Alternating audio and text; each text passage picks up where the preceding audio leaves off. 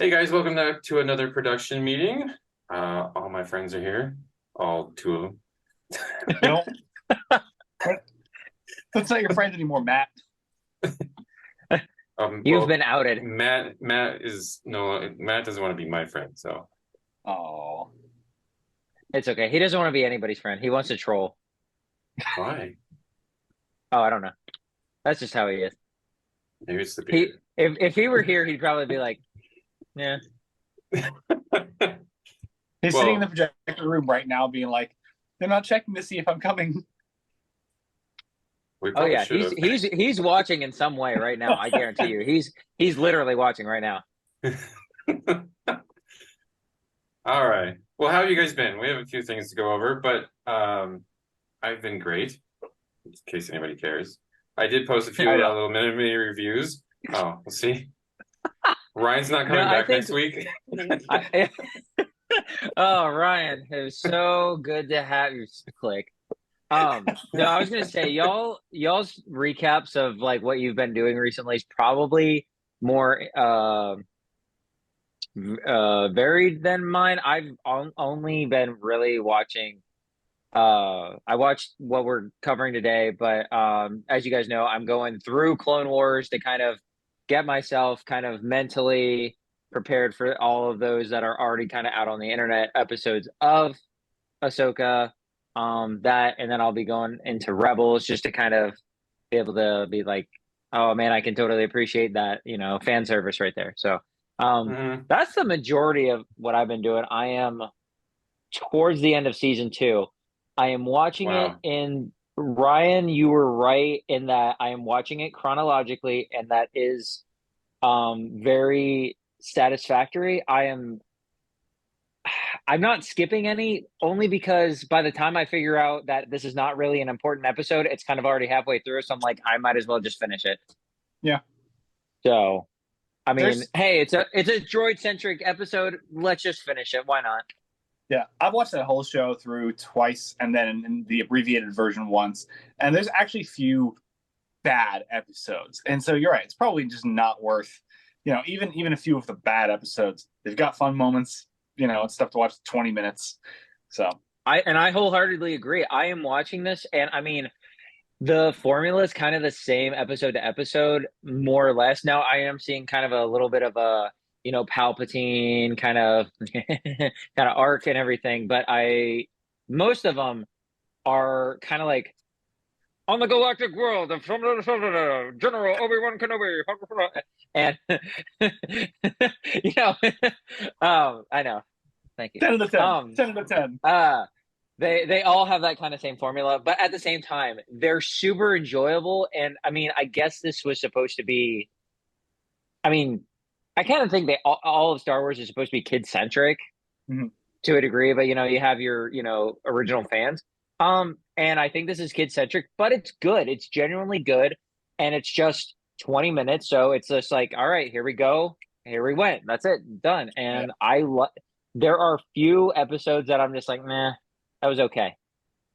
Everything was pretty good so far. So, like I said, I'm towards the end of season two, but with the chronological tackling of this, it's kind of, like it started me in like the end of season two, I think, and then like I went back to season one and then had to go back to season three, and it's just kind of like so I've predominantly watched two full seasons.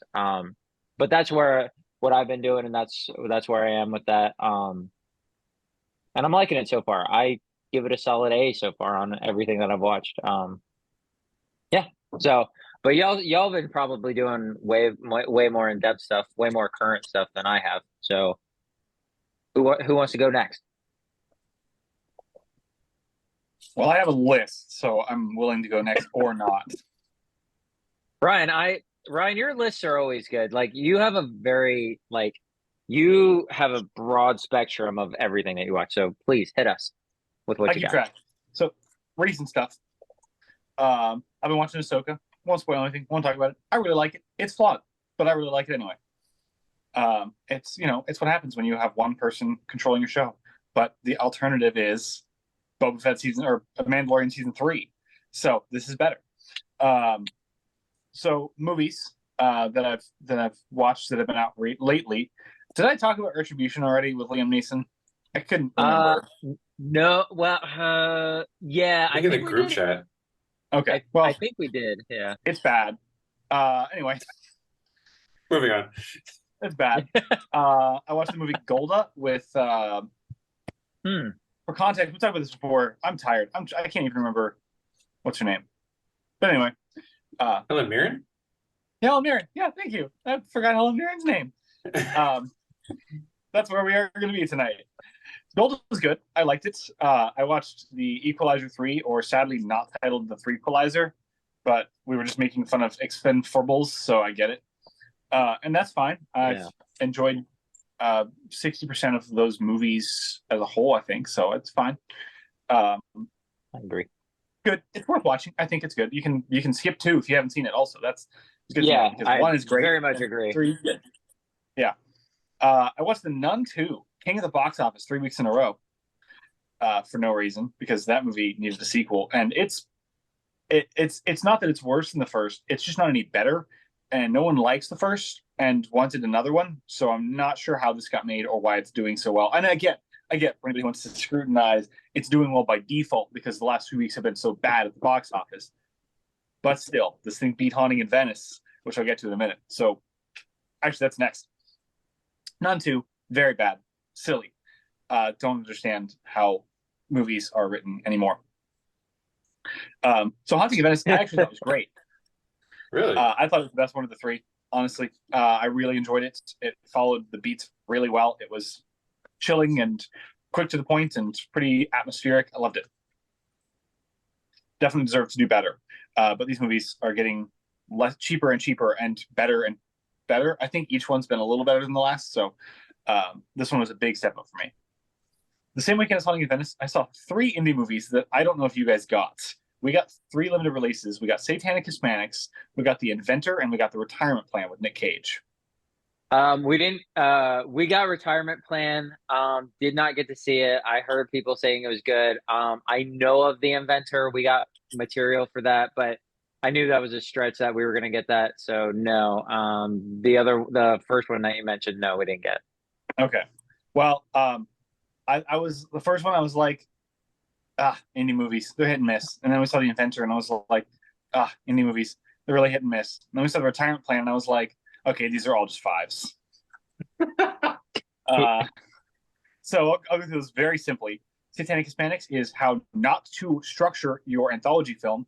Ending with the worst segment is asking your audience to leave with a bad taste in their mouth. So it's not bad. I actually really enjoyed 2 or 3 of the segments in this anthology film. But if you watch it all and you get to the end, you're just going to be like, that was dumb, because the last segment is really stupid. It's like 4 rooms in reverse. I thought The Inventor was just so boring. It's for kids, but it was intellectually achieving much higher than kids because it was dealing all about Da Vinci's life and his obsession with human dissections and things like that. But then it was like, oh, but this is a kids movie, so let's have like fun musical numbers. But the musical numbers were slow and kind of diegetic and really hard to follow, and it changed art styles to the point where I stopped liking one art style. Kind of a mess. I didn't really get who it was for. I was very disinterested the whole time, and I hate slamming a movie that should do better, but I just wasn't into it. And The Retirement Plan, Nick Cage's worst wide release opening ever, just kept getting good and bad and good and bad and good and bad. I was like, oh, Nick Cage and Ron Perlman are on screen. It's good. Oh, other people on screen. I could have made this. It was just such a roller coaster of like, you sit 2 characters down, and if one of them's Nick Cage or Ron Perlman or a little girl, they're great. They're good performances, funny banter back and forth. And then like, let's cut to some CIA people in a bad backdrop of Washington. They're talking about the secret drive, but they're being ambiguous because they've watched popular movies and they know how to write screenplays. And I'm like, just be simple or be nothing. Anyway, the only one I also got other than The Creator was I watched It Lives Inside, which I was very much looking forward to. I thought it was all right. Made some really easy mistakes that really hurt it as far as its pacing goes. But I really liked the focus in the story, and it's got a really strong character dynamics. So as a horror film, it's not very good. As like a family drama, it's pretty solid. So I would say if you get a chance to go see that one, it's probably worth seeing just to kind of support it because that's also a pretty short release or a pretty small release. Uh, so I enjoyed that one okay. And the more I think back on it, I'm like, this is my favorite of the last couple of years. Hunting in Venice, years, weeks. Favorite of the last couple of weeks. I'm gonna forget it lives inside in a month, but I liked it for what it was. But Hunting in Venice, best movie of the month. Wait, I remember so what were the previous two? Orient Express and Death on the Nile. Yes. Small little like the Orient Express was fine. I'm not gonna, just in case anybody's kind of getting into these recently, I won't spoil anything, but I thought the ending was fine. I just was like, okay, it's a different take on this kind of whodunit mystery kind of thing. So, it's fine, passable. I joke about the second one because I was like, now this one I'm gonna spoil if sort of. No, it's not really. Well, I was actually going to and, watch it before I went to go see Haunting in Venice, so please don't spoil it. well, Because it's on I'm not Hulu gonna still. say. I don't even remember Right. who is at the end. Okay, let's just say that this People. is like an over an exaggeration of the plot. So you may think that this is real, you may not. I just thought, okay, oh, you find out that this person XYZ did it because they're the only one left. Everybody's dead. Process of elimination. That's how I thought it. Maybe it's not that simple, but that's kind of what I that thought. is And a I was good just way like, to talk about it without spoiling it. Yeah. So. I think you're right because it's like obviously that's not how it goes, but I think you're right. I think those movies, especially the second one, are like it just gets to the point where you're like, I know how movies work. Yeah, I sat there going, well, I gotta figure that out, and I'm not a world-renowned, crime solver or whatever he is. So I mean, that's just my 2 cents on it. I have not watched Haunting in Venice. Ashley really wants to. I'm pretty sure she wants to see that one. A lot of these films are kind of like blending together as far as like just not a horror aspect, but like there's The Nun, there's Saw, there's this, there's it's just kind of all blending together to me. So I think that's the one she wants to see. My favorite of the subgenres from September was older protagonist who's been the forefront of his series in the third installment retires to Italy and ends up returning to his previous life, which is both Equalizer and Haunting of Venice 1 week apart or 2 weeks apart. Yeah. I'm like, it's just both of you guys are just retired to Italy and then deal with stuff there in your third movie. You sneaky somebody. I didn't even realize that. That's a perfect way to sum up both in one sentence. Yep. Can't wait for the Equalizer Haunting in Venice crossover. Ooh. There's only a like 100-year gap between the movies, so Oh, of course. I mean, it could happen. should be easy. Yeah. I mean, so I watched Weathering with You. I thought that was okay. I maybe should have watched this first movie first, I guess. Or was the second movie? Your Name, I guess, is better than this. Yeah. So I thought this was okay. I don't know if I was just not in the right mindset or if like this was not directed at me or whatever, but I thought that some of it was kind of boring and just kind of like redundant. But it was it was beautifully animated. Don't get me wrong. It was beautifully animated. And the story was engaging for the most part. For the most part, I thought it was just kind of engaging. I also did watch the first episode of Continental, which is literally. I hate to kind of agree with a lot of reviewers that have reviewed this so far. I haven't watched the second episode yet, but a lot of people said that the first episode is basically a watered down version of John Wick. Yes, it is. But I think in the context of what it's trying to do, like it was supposed to be like a series, and so yeah, I kind of understand why they watered it down a little bit, and then like it's like a 3-part version of like an hour and a half movie. So it's like 3 movies like kind of summed together, and you have to get like engaged with these characters. So I liked it better than a lot of other critics because of that, because you start to kind of like you start to engage with all the other characters around in this world. And then I finally watched John Wick 4, which I thought was better than 3. to be honest with you. I liked this one a lot more than three, but I don't know. This is taking too long. Like it was like not the runtime, but it was just like the first movie was like they killed my dog, now I'm gonna kill everybody. Okay, cool. And then the second movie was like, hey, you killed this person and now we're gonna kill you. Okay, all right. And then now the third one was like, I'm gonna kill everybody because everybody's killing each other. And I was like, okay. And now this one is just like, I want out. Yeah, man, I would tap out too. Well, you know, And I man, like they're him. making a fifth one, so it's gonna keep going. Which I don't. Not okay. Never mind. I I won't spoil. I won't spoil I the think, fourth because yeah. Well, I guess we can spoil it because it's been out for a while. It's but I think I what know been what you out mean. since No, it's March. like Yeah. it's tough. Yeah. I think I will judge the end of this one based on what John Wick 5 looks like. Agreed. Yeah. Yeah. But see, I You know, thought that this was a perfect ending for this whole series because that's what he wanted. So just all right, booyah, Uh, see ya. I I don't trust myself with the rankings of these movies because when I originally watched them, I thought one was fine, two was a little bit better, but just fine, and then I loved three. I loved Parabellum, and then I watched chapter four, and thought this is fine. I'm not super in love with this. I think I kind of thought the same thing, Clint. I was like, it's kind of not long winded, but it's just kind of dragging on is a bad word, but it kind of is in that vein. Yeah, I But agree that like yeah, like I think the fourth being two almost 2 hours and 40 minutes was just like okay.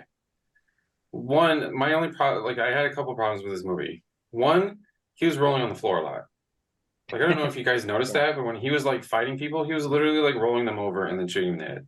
Everybody just rolling them over, shooting in the head, rolling, shooting it. Okay, cool. And then like there was that whole subplot with like the lady and her dad and whatever. I was like, okay. yes, And then like I said, like I text you guys, I was just like the hilarious part about that whole movie is like he's fighting that he I'm was ready. I'm fighting ready.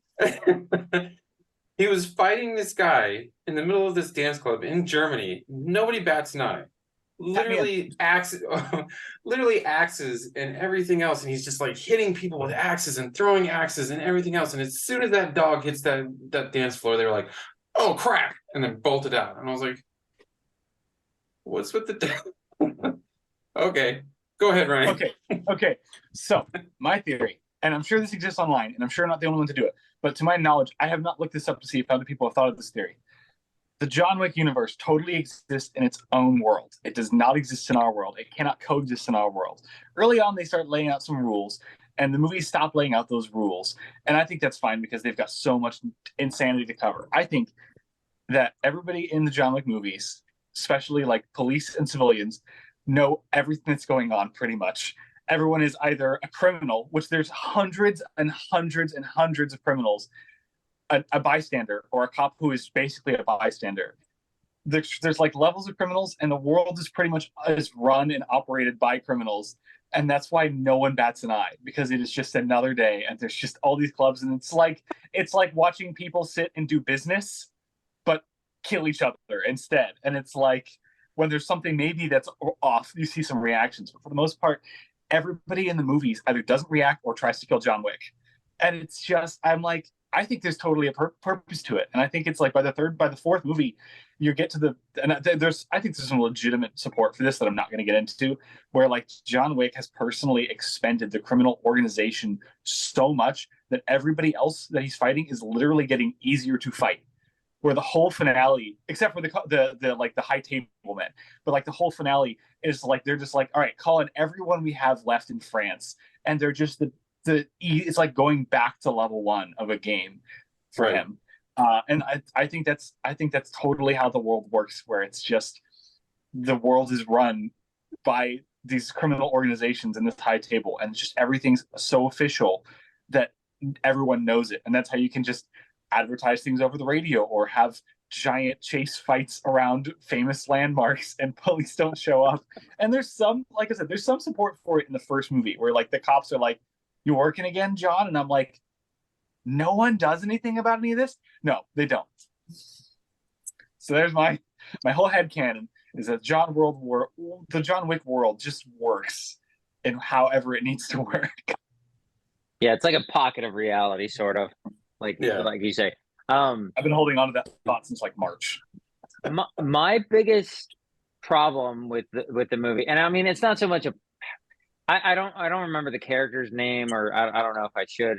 But there's like it was John Wick's like adopted like family back like forever ago, but they're all kind of like dictated over by that kind of heavyset guy with like the big metal teeth, the grills or something like that. I forget. I don't. So they're like, okay, you need to somehow. I don't know. Again, I've only seen it the one time, and I don't remember a ton of it. But they're like, you have to defeat him in some way. Or yeah, go ahead, Ryan. Please help me out. No, I'm just kidding. I saw it 3 times, but I know what you mean. He's got to go do a thing. He's got to go do a thing, and then to do that thing, he's got to get a thing, and then he's got to do another thing, and then bring that thing back to get the thing to do the thing. Yeah. So I mean, not even all that, like backtracking and everything, going like that. I mean, and it's just a small thing is, like when they're like, okay, you can actually go over to, person, whoever this is. But where they are to where this guy is, it feels like it happens like super quick. Like he's just next door, like in the next room. Well, yeah. Please help me out. Is he?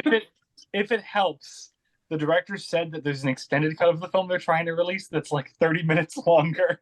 Jeez. I mean, that's 3 hours of John Wick. I'm ready for it. I am too, but it's like you said, like there's just a lot of stuff there in this fourth one. There's just like a lot of talking for no reason, and I don't know if it's just because like the first 2 movies are just like bang bang bang, and then like the third one kind of like stretches out a little bit, and you kind of learn a little bit more about like John Wick, the world, and how it works, and all this other stuff. Like you said, right? And there's a world within a world. And so when you learn about this world within a world, you kind of have to stretch it out a little bit. Now this one is just like, okay, now we're really going to blow up this balloon so that you can like soak it all in. And it's like, but this is supposed to be the last one. So maybe we shouldn't like blow this up if we don't care that much. This is ending, apparently. How many times have you watched them? Like individually? I've seen the first one at least 3 times. I think I've seen the second one once or twice. I think I've seen the second one twice, and I think the third one was once, and this one was once. Right, because I did. I'd seen the first 3 like twice. No, I saw the first 2 twice. Saw the third one once, and then but then when this fourth one was coming out, I was rewatching them again, and I was like, okay, the first one's better than I remember.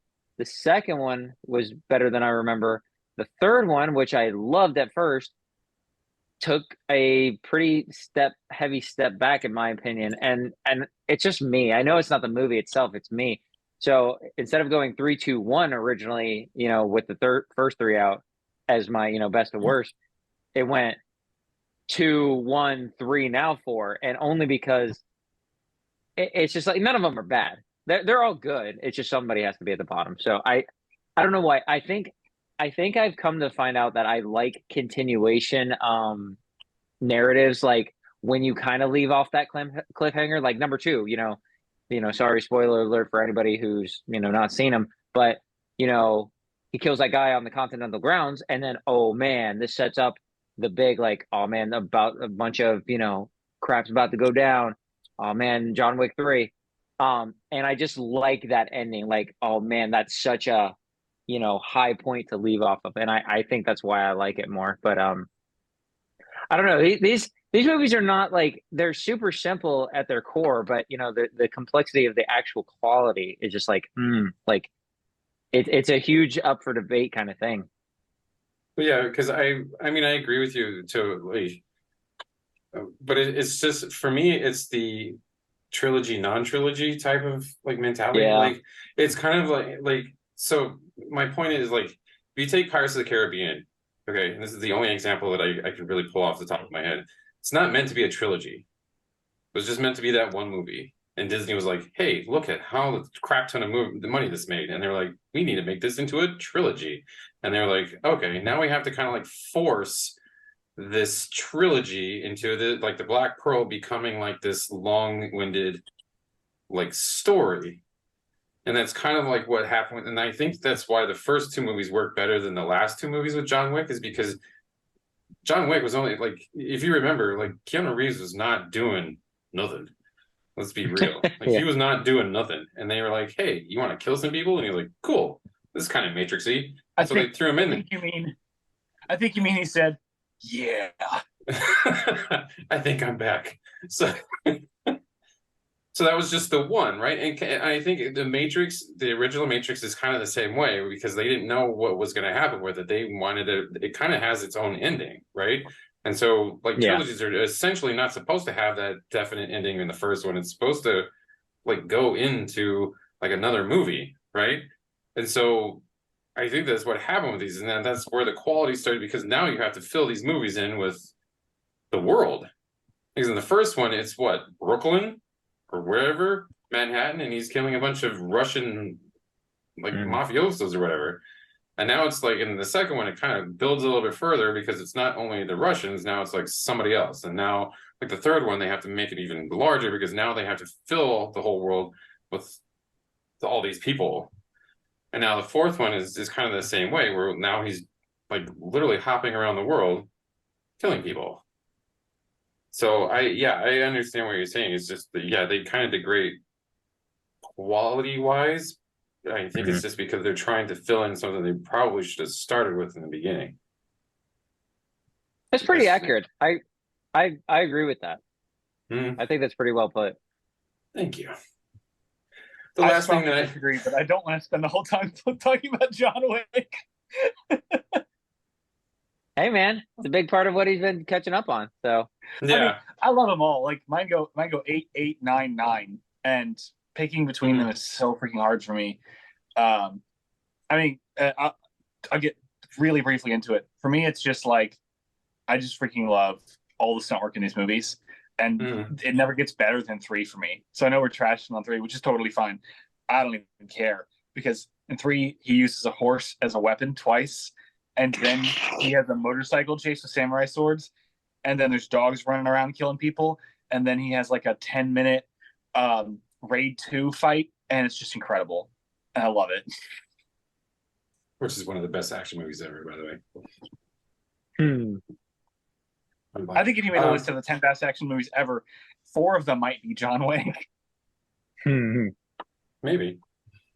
I think the Raid 2 will be in there for me. So I watched that, and then I watched Flora and Son, which is a new John Carney movie that was on Apple TV.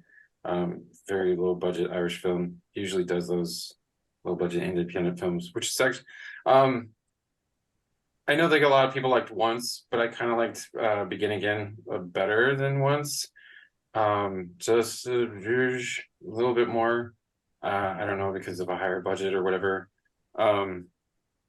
But I did like, Sing Street was really good. And this one is, I think, is on par with like Once. It's cute and low key. And I watched the first 2 episodes of Castlevania Nocturne. Which I'm behind. Yeah. I liked it, actually. It was pretty good. Like the first 2 episodes are pretty good. It starts off with a bang, so it's pretty good. So let's kind of like, so we spent a lot of time talking about John Wick. Let's kind of go through this news stuff. So just gonna run some of the ones that we can just kind of like talk about real quickly, and then we'll get to like the bigger ones. So the new Jedi Order game is coming out. Yay! More Jedi Order. And I'm mad at myself because I haven't played the second one yet, because I'm addicted to MLB The Show. Well, we're all mad at you for that. So yeah. I'm cool. not mad at you. Ryan hasn't played. I was gonna say Ryan probably hasn't played them, so here's my timeline. Oh, you need to. I think I'm finally finishing Last of Us Part 2. That's where I am timeline wise. I'm sorry for you, by the way. I like it a lot. Oh yeah. Hold on. We've talked about John Wick. I'm gonna take my moment. I'm gonna take this avenue right here. This is when we started this channel. We talked about Last of Us. I made my own video. I did a review on it. It's a great game. It has so many good parts to it. Such good gameplay. I mean, graphics look great. The enemy, like the AI, all that looks good. It's smart. It plays well. And honestly, the story has a good arc. It just punishes you for playing it. It's a really hard pill to swallow, that, and I don't think a lot of fans were happy with it. But go ahead. But let me tell you what, if that pill makes me feel like I'm making bad decision after bad decision in a zombie apocalypse where the people are the real enemies, and it puts me in that position, I think it's done its job.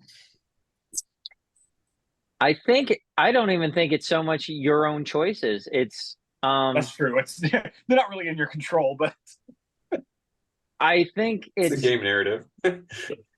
it's the antagonist, slightly protagonist. I don't know. People dislike. There are great moments, but I think what happens even early on, people very much disliked because it's like you're doing this now. You're gonna just go ahead and do that. Okay. Oh, I totally get it. And I think what helps is that I knew it was coming. And I was like, oh, let's see if people are wrong. And I get it. Like it's I would never tell anybody who says I didn't like it because this. I would never say you're wrong. I would say you might be missing the point of the story. Right. But no, and I get that too. Go ahead, Ryan. Go ahead. But yeah, I mean that's tough. They're in a tough spot where it's like this is a video game first, story second. Or is that what this medium should be? Can you truly use storytelling first and keep the player and their involvement second? I don't really know because I don't even play enough games to even begin to debate this. But I love a video game that makes me ask, is this about the story or is this about me playing the story? Because the first one marries the two so well that this one, I think, challenges what a player can be and do in a game by like saying, we're going to have things be outside of your control because we're telling a story here and you're playing through the story that we're telling. And I don't know. I just love it. I think it's great. Now, there's major problems with it that I'm not going to get into now. And like, there's even a segment where it's like, oh, we're going to do open world for a little bit. And I was like, okay, well, this is a narrative story. So let's get out of this as fast as possible. I agree with you on that. Like, I appreciated what they tried to do, but yeah, it's a singular, what do you call it? Very linear path that you're supposed to be talking. A lot of Naughty Dog's games are supposed to be like that. You're supposed to go this way. So that's kind of just they did that in Uncharted 4. I know you love the score on that, but did you actually play the game? I think I never finished the first game because my PlayStation erased my data, and then I never got back into any of them, and I have all of them. Because the order of quality goes 4, 4, 2, 3, 1. Okay, so I might just jump into 2. I'll ask you what happens in 1 later. Funny's the thing. Watch the movie. You know what? I actually wouldn't even. No. I mean, remember when I read I did all those reviews for you for leading up to the movie. I have your summary of them. Reading those is not going to totally prepare you, but you could probably just read up on one and you could just watch like cutscenes. So because there's a movie. With Tom Holland. No, there's not a movie. Nobody talks about that. Anyway, I would just like to put in my little 2 cents. I thought the show was amazing. That was it. The Last of Us. I was like, there was a show? Yeah, I know. We both were like, wait, there's an Uncharted show? Well, we started this on Last of Us Part 2, so I wanted to say that the show was actually really good. I agree. I mean, I'm totally watched all of it. Bro. I'm so bad, man. I'm showing my true gamer self that that's all I say, oh man, I don't have time for this, and yet I have 500 hours in MLB The Show. Bro, put down the baseball bat. I can't. Okay. I got it. but just getting back to the point, yeah, Ryan, I don't disagree with you. Like, it's a lot of fans will be a little bit kind of one-minded with a lot of stuff. So like if they take and Naughty Dog chose to do certain things, that people didn't agree with, and the first part of a major character being taken out, Put to I sleep. I don't I don't disagree with that. Turned off. It's Getting ahead with our creative review there. There. so but I think the way the ending kind of leaves you is just like, I think this is kind of like how you said with whatever happens to John Wick 5 will affect what your view is on John Wick 4. That's what Last of Us Part 3, which is in the works right now, will help me feel about Part 2. So I don't hate it. I just, man, that this final score was always just my gut wants to give it like a 7 or maybe even possibly an 8 because it just plays so good. And it's super like layered in its complexity and like emotional level. So I agree that it's a good game, but there are tough parts for fans who want good things happening in an ironically zombie apocalypse world to happen. Yeah, and it's not going to happen. So it's like, I get that. So All right. All that to say that Jedi 3 is coming. Yay! yes. Oh yeah, I Jedi 3 forgot is about that. Jedi 3, yay, PlayStation. Yay! Also, another Office reboot is coming. It's not. Yeah, I know. I shared I- that, and I didn't even know why. Yeah. Why? Yeah. But why? I don't Won't happen. understand it. Okay. I hope so. Like, the one just ended. What did he say in what does Joel say in Community? The show's gonna last 6 weeks. Let's hope so. When I shared that, Matt and I were talking about that, and he goes, the Office that we all know is a reboot, and I was like, shut up, Matt. So weird. Okay, so Tomb Raider, DMC, and the Blue-Eyed Samurai got teasers as well from Netflix. All animated shows, all animes look amazing, by the way. As I said in the post that I posted, I'm a huge Devil May Cry fan, so I can't wait for this. I did watch the original anime, and it was pretty good. But I'm hoping that, because I think this one's done by the same people that are doing the Castlevania, which I'm kind of excited for. And I know that they're doing the Tomb Raider one. And Haley Atwell, who is Agent Carter, is voicing Lara Croft. I'm hoping that the Tomb Raider anime actually does better than like the TV show that they're going to do, because I guess they're turning it into a TV show. I don't know.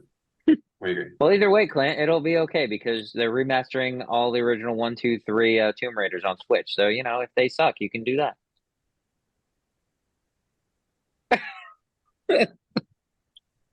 Anyway, so there's a rumor that Christopher Nolan is supposed. This is from Kip. Breaking news from Kip, apparently. The rumor that Christopher Nolan is supposed to be directing a series of Bond films or a couple Bond films. I don't know. This keeps popping up every so often, and I agree with it. What you agree with?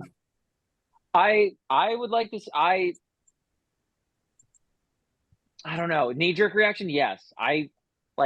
Who doesn't like Christopher Nolan? Like, I don't know. Maybe I'm trying to read Ryan here, and I'm trying to think. Well, the vibes. I don't know. I personally think it'd be all right, but I want to know what Ryan's thinking. Not a chance. It's true. The man got first. I can't remember the exact term for it. The man got 20% first gross from Oppenheimer after negotiating his movie to Warner Brothers like he owned them, and then proceeded to help have that movie make $900 million worldwide. There's no way he's doing another franchise. He's doing whatever he wants to do for the rest of his life. I thought Oppenheimer was Universal. I meant Universal. Yep, because he left Warner Bros. for Tenet. Yeah, because of that whole yeah. with them trying to throw it onto HBO Max. Yeah, wrong studio, not enough sleep. But yes, there's just no way that he's going to say, "Oh, my next project is going to be part of a series for a studio. There's just no way. You know what though, I see both points of it. Like I see your point because he has gotten to this point where now he like apparently he's the messiah for the film industry according to Martin Scorsese, which we'll get into next. But I mean, I understand, like I completely understand because he is literally kind of like that next face of not next face, but he is literally the face of like pure filmmaking right now because he isn't doing like he did the Dark Knight trilogy, but I think he kind of did it on his own terms, which is kind of why he kind of has to say so in what he does. Um, but I agree with Alex. If true, if he really wants to, because I think he has said that he wouldn't mind doing one or whatever. He said that it would be an amazing experience or something like that. But I think that having that Christopher Nolan effect on the James Bond would be kind of great because I mean Sam Mendes did what, two or three of them? He did like three of them, right? And I think those so. were great. I think Skyfall was probably one of the best Bonds recently. So would it be amazing? Yeah. But I see your point, Ryan, where it's like Yeah. he's worked his way too much Yeah. into doing what he wants. I totally agree. I think I'd be up for it. I think the other thing that I just have to think about is like when he was handed Batman Begins, Batman was not in a good spot. A couple years earlier, we saw Batman and Robin, and Right. Bond ended on a bang. So I feel like it could be a good like PR step up, but I feel like if he does that, and because the studio's like, hey, we're doing great with Bond, we really want to bring you on as the director for these next projects, he's going to get burned after one movie if he does it, and then it won't be his fault. I think it's just how studios act when something goes well or when something goes badly. Right. So, or he negotiates for complete creative control, and that's what he can do. So, we get 3 good Bond movies, and somebody else takes over and ruins it. I'd be okay with that. Yeah. Okay, so real quickly, Martin Scorsese is double downing on his dislike for franchises. Apparently, now it's not just Marvel movies; it's all franchises. This is the downfall of humanity. Apparently, according to Martin. The sad thing is like I don't disagree with him, but I think that he needs to dig a little deeper on why Hollywood is the way that it is now. But that's just me. Go ahead, Ryan. You probably have a more thought out response to this. The auteurs do this every single time about a month before the movie comes out. They say something controversial, and people are like, oh, and then the movie does well. Or it doesn't. I don't really know what the strategy is, but like it's like, oh, Ridley Scott's got a new movie coming out. He's gonna make fun of all millennials for their attention span. Oh, Tarantino's got a new movie coming out. Yeah, he's gonna show up at a riot. It's just this really weird thing where it's like within a short span of one of the big artistic filmmakers' movies coming out, exception of a couple like Wes Anderson and stuff like that. But like they're just sort of like, well, something we have to do something controversial so that people are talking about us. James Cameron, like I have to sound something that makes me sound insane, and then people are going to say, is he right? And then people are going to probably go see the movie. Oh yeah, it's a sales tactic of sorts. Yeah. So, I mean, I don't know. I don't think he's right. I don't think he's wrong. He's failed to analyze the changing landscape. Maybe he didn't watch the movies nominated for the last couple Best Picture slates and hasn't seen the death of cinema coming from that angle too. When Tar is the best movie nominated for Best Picture, that's in trouble. Tar was great, but well, yeah, I understand it. Like, yeah, because I don't mean to put you out, Alex, but it's just like for the two of us that have like literally went to university for this, it's like I get what he's saying because it like yes, our tours are like the purest form of one of the purest forms of trying to filmmaking and having your own creative control. And yes, I understand that what he's saying about like up and coming directors that have a vision and then these streaming services and these franchises grab them up to try and make better movies. But and yes, sometimes their voices do get lost. However, he should know that this is not how Hollywood works, because it's like that's why you have independent film for a reason. It's because so you can make whatever it is that you want to make and do whatever it is that you want to do. And yes, you're going to have to probably pay for most of it on your own. But if you join a studio, which I believe he hasn't he worked with Warner Brothers for like ever? Except for like Yeah, this last two, right? Mhm. So he's worked with Warner Brothers before, so he knows how the Hollywood like cycle goes. And I now that you say that, Ryan, I'm like, yeah, that's probably why. Just because he said some dumb crap when the Irishman came out too, wasn't it? Like Yeah. a month later. Yeah, and I mean, I think it is. I think it's also. I mean, this might sound really sad, but it's like people don't listen to them unless they're saying something really controversial. Right. But I also don't understand like why movies need to be like why these auteur movies and the savior of cinema needs to be these like really droll type of like biographical pics or like stuff that's just like the Irishman's about a hitman. I don't know. Anyway. He also didn't really. I don't think he's looked at box office numbers from this summer, where like every big franchise piece didn't do well, and like Nolan and Greta Gerwig killed. Yeah. And Angel Studios, like so. Yeah. Yeah. But I mean, I get it. You know, he's got his platform. Yeah, man. Last but not least, writer's strike is over. Yay.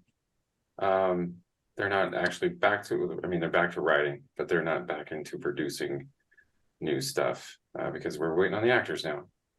So, actors, get your stuff. The writers apparently did. But that's it. You guys got anything else? Oh, this isn't news. I'll get back to it. I just didn't want to forget before we jump into the review. What's up? Okay, so last time we were on, I was talking about Blue Beetle, and I was like, wow, yeah, I really like the score. That score sucks. It's a terrible score. I listened to 2/3 of it. I couldn't even finish it. It's apparently good in the movie. I think it works. But a terrible score. That's all I had to say. I felt like my honor was at stake for the last like month. Redacted. Oh boy. But I mean, side note, he's one of the 3 people that are going to be put into the DCU, by the way. Good for him. Good for him. Yeah. I hope Bobby Flair doesn't come with. He should be doing horror scores. That's what he's good at. Yeah, he should stay there. All right. Anyway, let's just move on. Lack of sleep. Okay, so moving on. The movie of the week is The Creator, which is a new movie by Gareth Edwards, who is the director of Rogue One and the 2016 version of Godzilla. So this is I'm trying to sum this up without trying to give most of this away. So AI is taken over, and no, this is not Terminator, but it has waged war on the world, and there are Americans are going after AI, which is in South Asia, and they send in a covert operator, I don't know, some military man, played by John David Washington, who is Denzel Washington's son, and to eliminate a ultimate weapon who turns out to be a child. I'm going to go first because I feel like I'm probably going to be the most apologetic about this movie. I will start off by saying, yes, this movie is very flawed. I'm going to say that I'm going to give this an 8. And I'm not going to give it any higher specifically because of that third act. As great as it was to watch them go through all this stuff, I just felt like this was a longer movie somewhere. Because the first 2/3 of this movie are great. There are great action scenes. It is beautiful to watch. It is like the CGI, and like it is under $200 million, which is impressive on its own for like how the visual effects heavy this movie is. Because like 2/3 of the cast are symbionts or simulants or something like that. They're AI and whatever. So it's very visually effect heavy.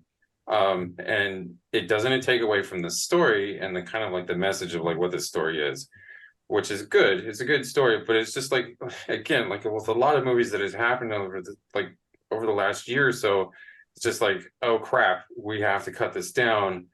Now we have this big action scene or action sequence that needs to happen, that we didn't set up. And they set it up really quickly, and it took all movie to find this kid, and now all of a sudden it's just like booyah.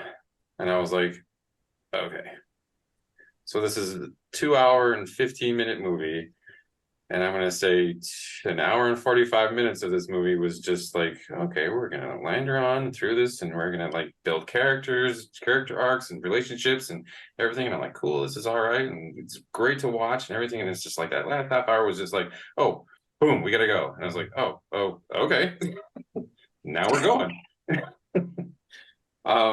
So that was the only reason why it dropped down. Because it started off as a 9, because I like Gareth Edwards. I think he's a really good director, and I know that we're probably going to get into this, so I'll just kill the elephant in the room. Besides the ending of this movie, I was struggling with you two and your comparisons to Rogue One. I was just like, how is this like Rogue One? I don't know if it was just like the grittiness of it. I know you'll probably get into it Please, later. Ryan. Wait, You'll probably get into it later, but hold on. Okay. I understand, like I got the grittiness of it and the gritty like sci-fi, and I think that like Gareth Edwards is really good at that. And I know that there's going to be like this debate on like, well, how gritty was Rogue One? Like, was it Gareth Edwards or was it like what's his name, Gilroy, the second director that came in for? Was it him? Was it this? Was it that? But I think because of Godzilla and in 2016 and this, it kind of like, I think Rogue One was mostly Gareth Edwards. So that's why I say like the grittiness of it was really interesting. And like you said, Ryan, like some of the aspects of many different like great sci-fi movies that it was integrated into this. But it was just that third act was just like, okay, we could have done a little bit better than this, or set this up a lot better than this. And there's, like you said, we've watched enough movies where I've kind of got like, I started connecting the dots before they got there, and I was like, oh yeah, I know. So I give it an 8. I hope Gareth Edwards make more movies, because I think that he's good at these gritty type of Blade Runner-esque sci-fi movies. Go ahead, Ryan. I think Alex and I'm going to assume Alex and I are on the same page here, because we were messaging about it in secret. Not really in secret. I was sitting and I really wanted to Ryan, don't tell him. I really wanted to vent about it without just blowing up the chat. So Ryan and Alex are not going to be back next week. So it's just going to be me talking to myself. When I compare it to Rogue One, and for the record, I adore Rogue One. It's a 9. It's one of my favorite Star Wars movies. It's in my top 100. When I compare it to Rogue One, I just mean breakneck pace, finale. And I'm like, why is the finale the only thing taking its time? And it's not true for Rogue One. But Rogue One does something really pivotal. I guess, should I go ahead and go, or should I wait? Yeah. Do you want to go first? Go ahead, go. So Rogue One does something really pivotal for me, which is the attack on I'm the nerd, the water planet. Anyway, where Cassian's going to shoot Jin's dad and everything goes wrong in the Alliance, that planet. Oh, yeah. Okay. Yeah, that sequence like levels out the whole movie tonally for me.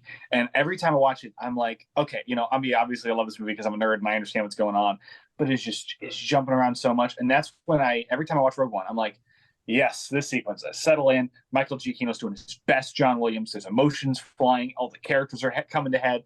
And then from then on, I think it's just a perfect movie. This doesn't have that scene. And I think, Clint, that's probably something that was what you're talking about with the third act. There's not really a moment in this movie that feels like it stops to breathe for a movie that constantly takes time to stop and breathe. And I think it's because of the story decisions. And I mean, when I say the story decisions, you're totally right. And if they release a 3-hour or 3.5-hour cut of this movie, it's probably amazing. I thought this movie was potentially amazing. I kind of expected it to be one of the best movies of the year for me, which may have hurt me on hindsight a lot. I was like, oh, it's Gareth Edwards in science fiction with a Hans Zimmer score, which I'll get back to. The most underutilized, the most underutilized Hans Zimmer score I've ever heard. But anyway, no, Widows. Widows was bad. But anyway, other than that, so yeah, okay. For me, I won't give away any of the story beats, but it felt like 3 movies in a trilogy that sped through 2.5 of them and did the last act as it played out. And it just feels like there's major things missing for that last act to be warranted. And during the last act, I was like, wow, I'm feeling the potential here. Like I'm feeling the potential for emotion. And it's a stunning, I'll get this out of the way. It's like the best looking movie of the year, especially for its budget. Mm-hmm. Okay, there's a couple good looking movies that have come out this year now that I'm thinking about. It's one of the best looking movies of the year. It's incredible. It looks incredible. And if maybe it had lived up to that, in its story, I think it would have been better. I'm going to sound like a hypocrite if Avatar comes up. I don't want to talk about Avatar at all. For looking great and having a lousy story. So I don't want to talk about Avatar at all. Because I can defend Avatar all day long. I just don't want to. So I don't like the way the story progresses in this movie. That's simply put. I don't think it works. I don't think it works on an emotional level because we as the audience kind of get things before the characters do. And I don't get the choices that were made there. And the pacing, which I think is just genuinely terrible, is consistently like, okay, we're going to go here because we need this. And we're going to talk to somebody. Oh, they found us. Okay, we're going to get out. Okay, we're going to go here because somebody's going to get us here. And then we need this information. Oh, they found us. We got to get out. And it's just like that for like an hour in the middle. And that drove me nuts because, I mean, not only were just the consistently terrible music choices, which I'll get back to. That's going to be the deciding vote for me is the music. I thought it was really boring. I was like, I am just tired of the people showing up everywhere they are and blowing stuff up. And then they move on. And then the people show up and then they blow stuff up. And I'm like, I don't care. I'm not attached to anything going on. The little girl was incredible. I don't know her name. I thought she was like an incredible performance. But it's not like I really cared about what was happening that much. The movie never asked me to invest in the A story because the B story was so important to our protagonists who we're supposed to connect with. Try not to give things away, but I didn't care about either. And I was like, I don't know these robots. I don't really care about them. I don't like the humans, obviously. Don't like the Americans. So I just, for like an hour and 45 minutes, I just kind of watched and didn't care what was happening.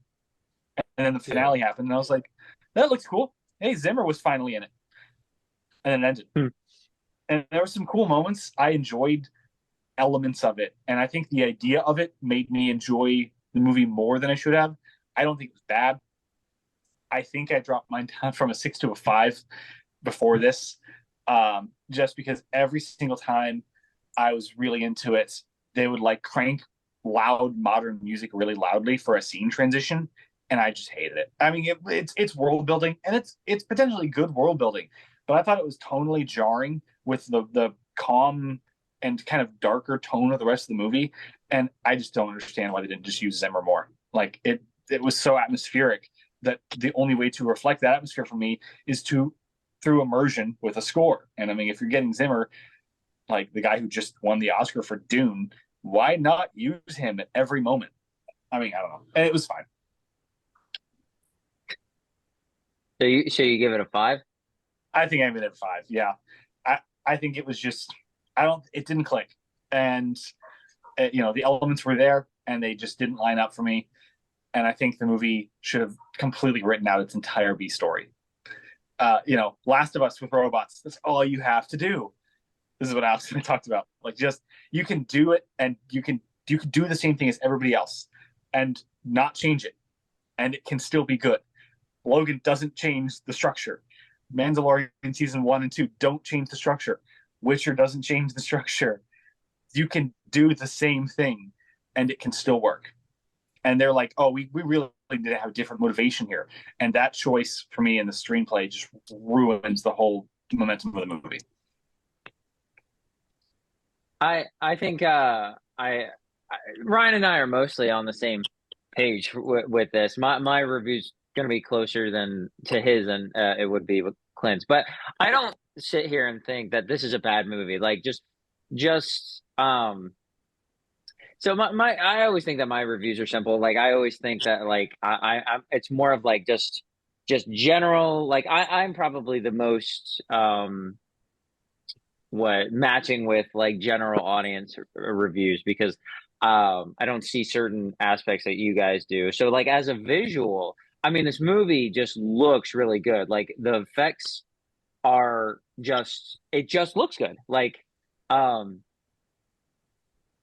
I always think about so I took into account what this movie is set in like 2065 or 2085, something like that. Somewhere 65, I think. Yeah. distant. Yeah, somewhere distant, but not like, like, you know, several of us could definitely still be alive by then for sure. And so I'm like, okay, that's not too far off. And I always think about when we were watching Loki and there's the it's I've only watched Loki the one season. Funny enough, that season 2 is coming up pretty soon. I think back to when they go to the future and it was like what? I think maybe 20 years into the future, if that, something like that. And I always think about what Matt was like. He liked how it had futuristic aspects, but it didn't look too uncommon to what currently is modern society. And I was like, yeah, you know what? I agree with that because it's not like, oh man, floating cars are everywhere because it's, years into the future. This just felt like, I mean, we got a guy who's dead and we remove his microchip and plug it into another guy who's dead and we can make him talk, but with the first guy's consciousness. And I'm just like, for only 30 seconds. And I'm just like, okay, that's cool.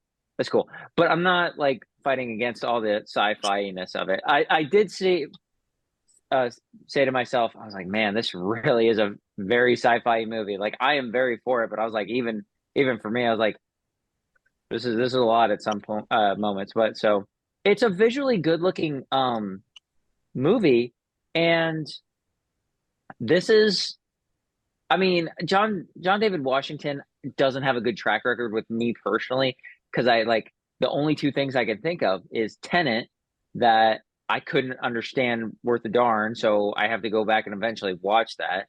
And then the only other thing, and you guys will be like, "Oh my gosh, I totally don't remember watching that," and I don't know why I remember it. Is Malcolm and Marie with Zendaya? Oh, I forgot. I thought that there was the I other told Netflix you. one. Oh yeah. I knew you guys would say that. Did I not just call that? Yeah.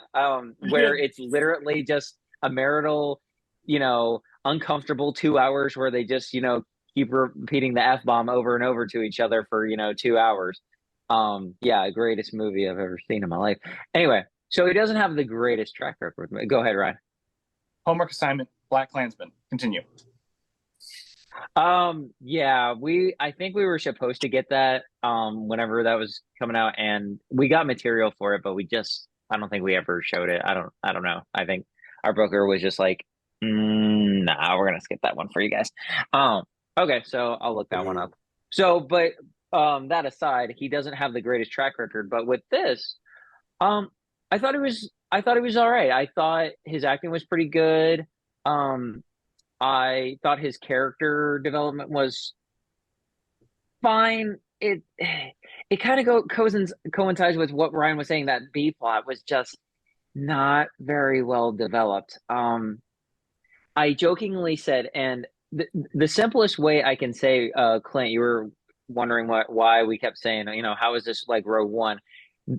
There's like three parts to that. One, obviously, it's got the same director. Two, just visually, like from the poster to the actual tone and the color scheme that this movie has, it's very, very Rogue One in my opinion. It just it's like copy and paste in that regard. Overall story, yeah, there are similarities, but it's not a complete copy and paste. And then there was a last one, but I can't remember. It'll probably come back to me later. And I was like, this subplot is not that great because it's not being developed like this. Are we do I mention the kid? Do I just in MacGuffin? What? Just say MacGuffin. There's a MacGuffin keeping things moving. Yeah, Which is and It's good. movies. Yeah. but for specific reasons that we'll probably get into later when we're talking about spoilers, I said that I was jokingly saying that this is a not as good Rogue One, but a better 65. But only be and there's a really specific reason. 65 has nothing to do with this movie. Like it's not like it's just sci-fi. Otherwise, it's not similar at all. There's The just a dinosaur movie? main yes, Okay. has no dinosaurs. It's just there's main central character who's what mid 30s to 40s, something like that, and then child. Um, in 65, that development, that character, like that dynamic, because spoiler for that, I know nobody's gonna see that. They can't communicate. Nobody needs to. You don't need to. The only saving grace of that movie is that it is only like an hour and 20 minutes, something like that. It's really short. That movie, I kept going, I care, I don't care, I care, I don't care, I care. And then ultimately I was like, yeah, yeah, like I said, saving grace for that movie, it knew when it needed to end, which probably could have been sooner, but um, but this dynamic between Adam Driver and whatever girl, it just can never really click the way they want it to because she doesn't her character doesn't speak English and he does, and they never like try to have that solution. Like, oh man, I will kind of draw, but I'm not going to draw. I'm not going to make an effort to actually communicate with you. And so that just is a frustrating aspect that goes throughout the movie. This does have that, but eventually they're just like, okay, this person talked English. Okay, cool. Now we've got that communication breakdown kind of resolved. So they try to take emotional takes with this character and another character that again we'll probably mention in a little bit. And it just is like you didn't develop that too much. Like Ryan said, it just felt like there was several movies kind of jam packed and you kind of skipped over and glossed over this. And you're really trying to get me to have this emotional take and I'm just not clinging there because you didn't give me time. And I'm just like, all right, cool. Um, and then the overall story, it just feels rushed. I mean, that's kind of just what I'm saying here. Like, I mean, it's Ryan's spot on with a lot of it. It just feels rushed and it's pace, like you said, and then it's just kind of the finale happens. Now, I like the finale. Now, is it great? No, but is it good? Oh yeah, for sure. I visually like it. Like you said, Hans Zimmer starts to kind of, Zimmer, and I'm like, I like it, but it's just, I don't know if it's enough of a payoff for me. Like it's fresh. I'm gonna go ahead and just give my score. I gave it a kind of funny a 6.0001 to kind of just make it, fresh. Because I would watch it again.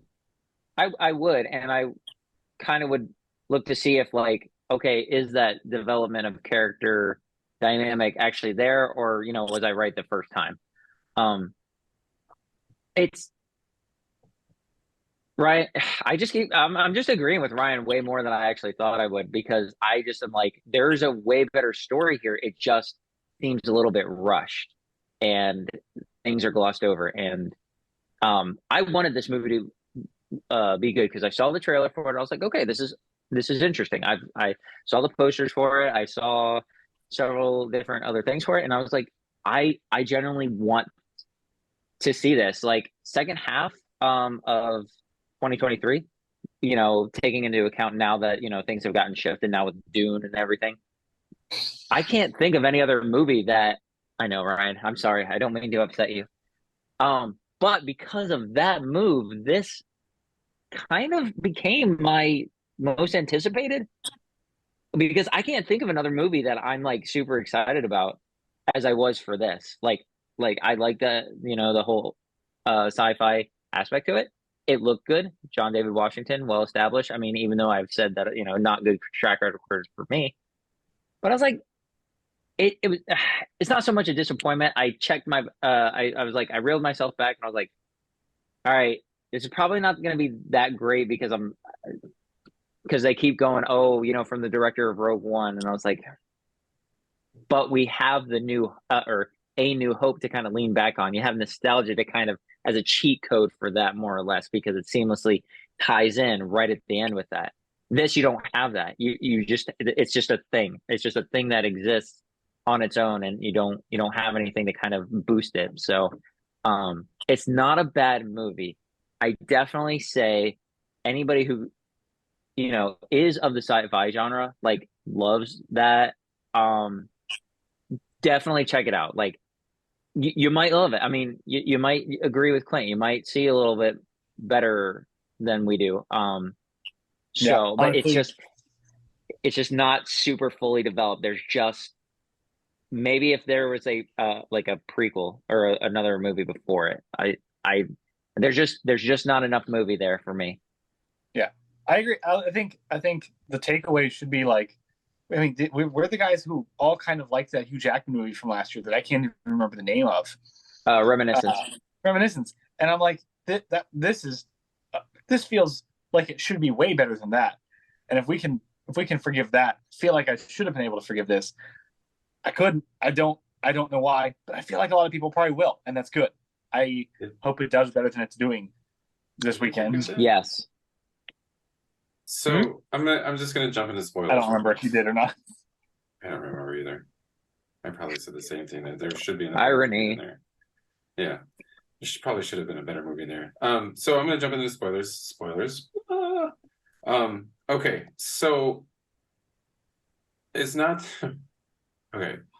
Try and word this very delicately. So Alex, I disagree with you in a certain viewpoint, because I think that this movie was overdeveloped in the very beginning of this movie. So I don't think, because we got way too much information about what was going on really quickly, and it set up these plot lines that for someone like me that have seen so many movies, that you're like, okay, well, I kind of see where this is going already. And I don't think that they needed to I don't think that whoever the screenwriter was, I can't remember who the screenwriter was off the top of my head. But I don't think that you need to give that much information that quickly, because you learn that he's undercover right off the bat. You learn that he's American right off the bat, and then you learn that she is connected to some Nirmata or whatever, like some savior in like New Asia or whatever. So now you understand that she she has some sort of connection, which then tells me, well, she's probably who they're looking for anyway, and that's why they sent this whole thing into motion. And then she's pregnant off the bat, and now this is a movie about a guy who has to carry a child around with him wherever he goes, because she's supposed to, like, this child is supposed to be the savior for all these little machines and everything. That's his kid. So all that information right off the bat, and it was just like, oh, cool. Now I'm just along for the ride. And like Because I said, because I pieced all that together in the first 5 minutes of this movie. And then when they said, and I think that that's where that emotional click needed to come, when they kind of mentioned that it was like his embryo, like they're kind of like their child together. This is what their child was supposed to look like. It was like, well, duh, I knew that before you knew that. And it was just like, and that's why I think that that's where some of this needed to be drawn out. And if you didn't give that information of her being pregnant, I think that emotional hit of that being his kid would have hit a lot harder, because it was just like, well, yeah, didn't you know that? Like, come on. I think that's a good point. Yeah. I agree with you there. I think, yeah, I think the spreading out of what you needed to tell, and like, yeah, there's small details to kind of cloak that. Right. I think you're right. I agree with you on that. And that's my problem. That was like my biggest, that's why I didn't say it in the beginning. That was like the finale, and that emotional hit that you need to have with these two characters doesn't hit as hard, because you know who this kid is already. Like and I don't know if it's because, like I said, like I just watched too many movies, and I kind of see where these emotional hits or these narrative beats are supposed to hit. But I think that it would have been a better narrative if you have taken away the fact that she was pregnant, and then you take away the fact that, like, not really even that fact that anything else, but if you just take that small detail out, I think the emotional hit of like the two of them needing to be together, and the subplot of him trying to just find his wife would hit a lot harder, because then you if you took the fact that she was pregnant out of it, because when that revelation comes where this is like his embryo and this is supposed to be the implantation of, or whatever, the simulant of whatever his kid is supposed to look like, then the fact of his wife and his kid come together, and then it's like, oh, well, now we have an emotional charge. Now we have an emotional connection on a way deeper level than just this kid. So I think that was my kind of problem. And if you like stretched that out into like another movie, not even like 3 movies, but like another movie, then yeah, I'm trying to take down Nomad or whatever, and you send the kid up and you have this whole plan to go up there, instead of just like, well, we gotta go, let's go. And then they're just like, okay, we're in space now. Okay. That was a little rushed. And then yeah, I think the finale was good, but it's just like you guys said, it's so, the pace of this movie is so like hit or miss, and then you get to that third act, and then it's just a rush through everything just to make sure that we tell this whole story. And I was like, okay, cool. I think one of the and it has nothing to do with anything elegant. It doesn't have to do with plot, scores, character development, anything like that. It was just it happened twice. There's 2 moments where an AI, or maybe a human that is befriended with AI, shoots some type of like grenade thing, and it sticks onto the target. They feel it. Everybody knows that it's on them, and they're like, "Oh, hey, I'm okay." Oh man, what's this thing totally like blinking and going off on my back? Oh man, it's about to. I was like, bruh, come on. Nobody thought to just be like,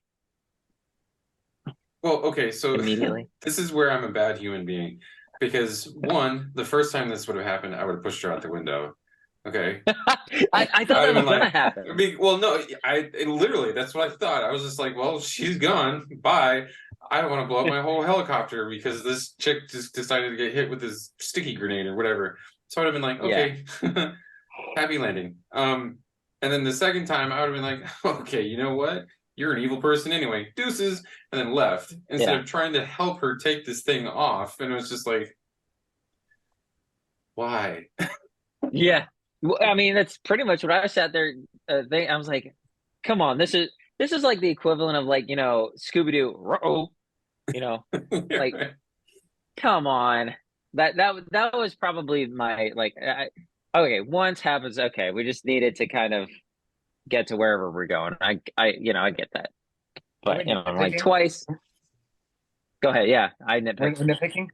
So if Nomad can launch a bunch of missiles from one location, it does not need to fly around everywhere with them. Oh my gosh, I thought the same thing. Drop a GPS pin and it can just destroy everything. They don't even have to send in ground troops. I thought the same exact thing. I was like, all right, okay, whatever. Maybe the idea was like, and this is one of the things where it's like, this could have been an interesting concept in the movie. We're interested in exploring it. Maybe it's like, they were like, oh, we have this weapon and it's going to fly around with us and help us. And then they reveal it to be like, we don't really need this to fly around with us, like the helicarriers from Winter Soldier. And we're just going to wreck shop and win the war, even though people are protesting it. That's interesting. That's politics in the world of a sci-fi. It never gets really talked about. We see a news clipping of some people protesting it. That's it. I feel like we learn more about the Senate's opposition to the Death Star in the first Star Wars than we did about people don't like Nomad in this movie. And I was just like, there are more interesting ideas than just protagonist thinking his wife is alive. And I think halfway through the movie, they should have dead-ended that by having them lie to him. And then he could just go with the kid the whole time. Right. And I think I just like, I completely agree with that. And that's where you get that emotional connection. You're like, well, your wife's dead, but you get this instead. And you're like, oh, yeah, this is both of us now. And now I really have to protect this kid because she's mine. And it's like, yeah, okay.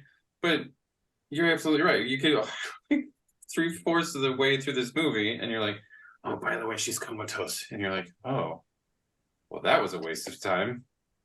You Yeah, just kind of you like literally hiked all the way through Asia, got shot at like 100 million times just to kind of find out that she's comatose anyway. Okay, yeah. cool. I guess the moral of the story is like letting go or something. I don't know. What's the lesson learned here? It's not protecting the kid until the very end. Well, yeah, Yeah. because now I'm kind of just curious, like, where did this kid go? Like he shot her off into space, Movie's not or interested in back down. answering questions. Movie's got a movie I apparently. also Yeah. I also struggled with the sizing, like the scale that the Nomad was supposed to be, because now this is like super nitpicking. Like, I mean, like at one scene it's over, what is it, New Asia, and it's just kind of scanning, and you can kind of see the end to when the scan, like the range of it, like just kind of passing over. But I'm like, at the same time, I'm like, this thing, I, I don't know. It's like at one moment it's like right above everybody in New Asia, and then like the other moment it's like miles and miles into space, and we have to like, I don't know. Yeah.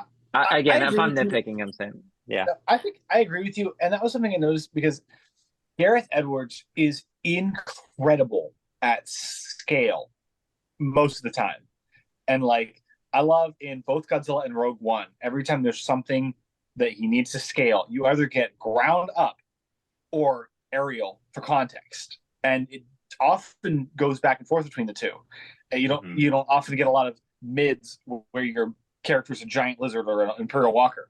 That would be silly. You don't have content. You want to see it from your perspective or from the perspective of all the buildings it's running through. And this, I felt like it did a really good job a lot early on. The Nomad and the size of the like radius of the scan and the big tanks driving through the village. And then we got to the finale, and I was like, "Oh, this thing is huge because Yeah, it's scanning yeah. all these countries." And then I was like, "Oh, but he's also just hanging off of it." And I mean, they're running from like one end to the other. And I was like, "So it's not huge, but it is huge." But then it takes an eternity to blow up. I don't know. I agree. I think it was a little confusing, and I think it was just. Yeah. I feel like there's something missing. I feel like there's a movie missing. Not the Right. whole thing.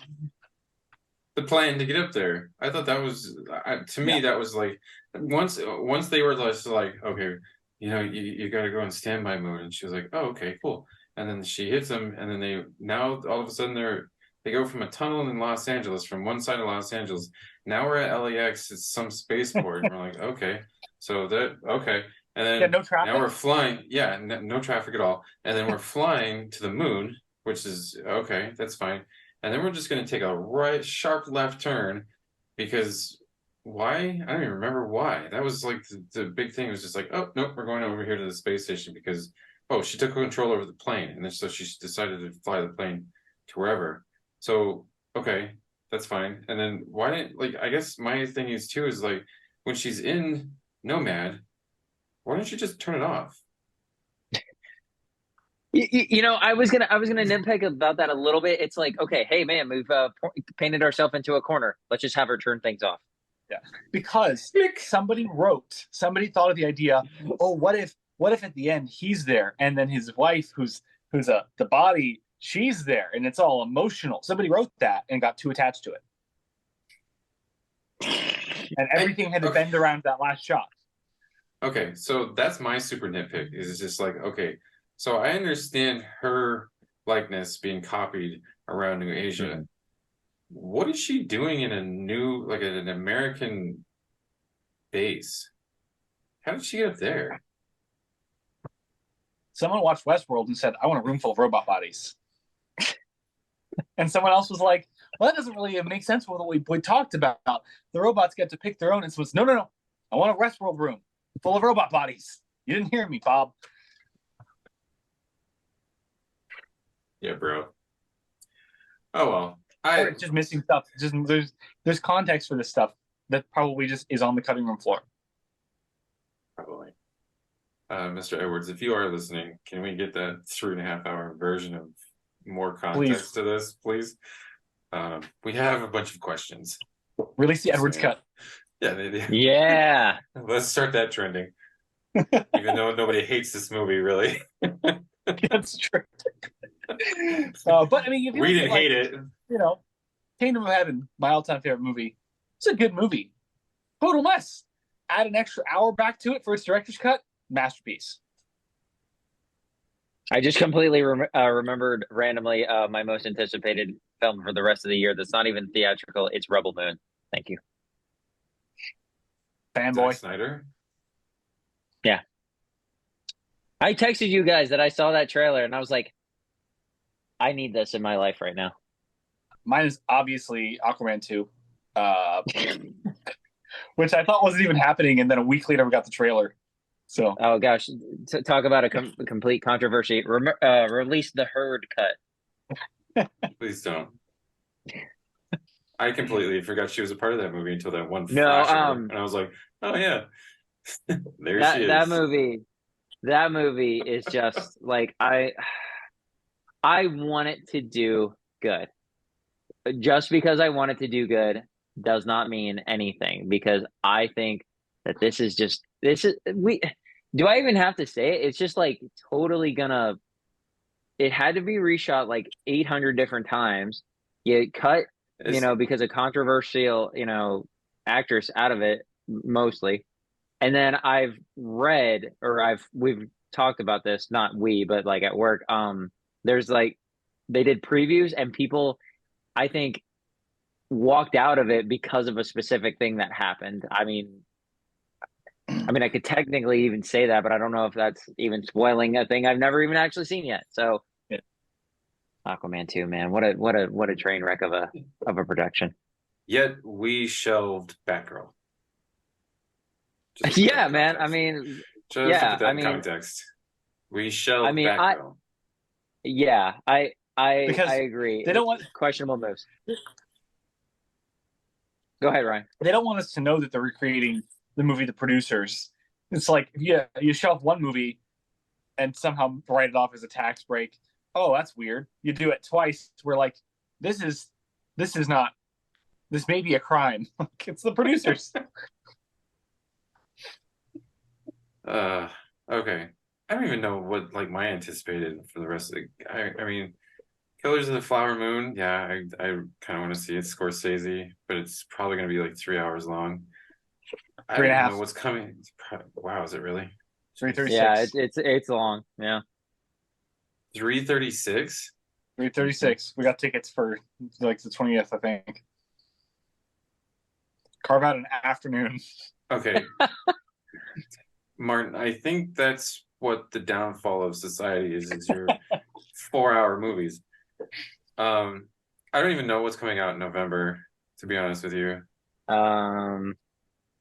Marvels. Oh, the Marvels, yeah. That's the 10th.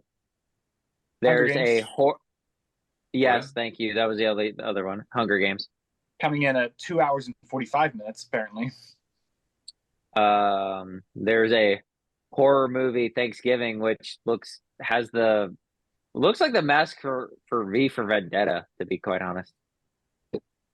Right, so and then Wish and Napoleon are both Thanksgiving as well. And Trolls. That's right. And Trolls, I forgot about Trolls. Yeah. Napoleon, because that's not going, because now Killers of the Flower Moon is not going straight to Apple either. They're both going into the theaters, aren't they? No, we haven't. We're confirmed for it. I think tickets. I think they went on sale. Ryan said he had tickets. Yeah, so that should be right. So okay. Well, I'll do some research and see what's going on. Maybe since it's going into the back half, maybe next week we can talk about our most anticipated for the rest of the year. As you can see, my list is quite short. I think, and I'm sorry, Martin, but I think that the Marvels probably the only. I mean, I would say Aquaman, but I'm still kind of like crossing my fingers for Batgirl. But both are a dead cause. I just don't want this to ruin James Wan's career. Like I like James Wan. I don't think it will. I don't think. I think even if it's a box office miss, it's not one of those films where people look at it and say it's all your fault. There are those films. There's lots of those films. And I mean, I guess I've been wrong before. Josh Trank pretty much ruined his career over Fantastic, and that wasn't his fault. But that had a lot less press than this movie did. He also opened his mouth, so yeah. And he made a bad movie no matter what. So maybe this will be half bad, and people will be like, James Wan stuff is good. Yeah, right. Okay. But that's all I could think of it. What does come out next week? Do you guys know? Exorcist 6. I'm good. 2.4. Yeah, I don't know. Yeah. Then let's just combine. Let's just get some thoughts on like stuff that's coming up. Because I know Alex is aversion to religious horror movies. So, you and I, Ryan, can talk about. Sure. Yeah, you and I can talk about it if I catch it. But I mean, we can also talk about Florence on because it's on Apple. If you guys see it. But yeah, let's just do most anticipated for the rest of the year, including Oscar stuff. I'm sure that there's a lot more press and stuff coming up for like the Golden Globes and the Oscar stuff. So let's do that. Okay. Any final thoughts on the creator? Not, I mean, having listened to the Zimmer score, I was just kind of humming Oblivion again from like 10 years ago.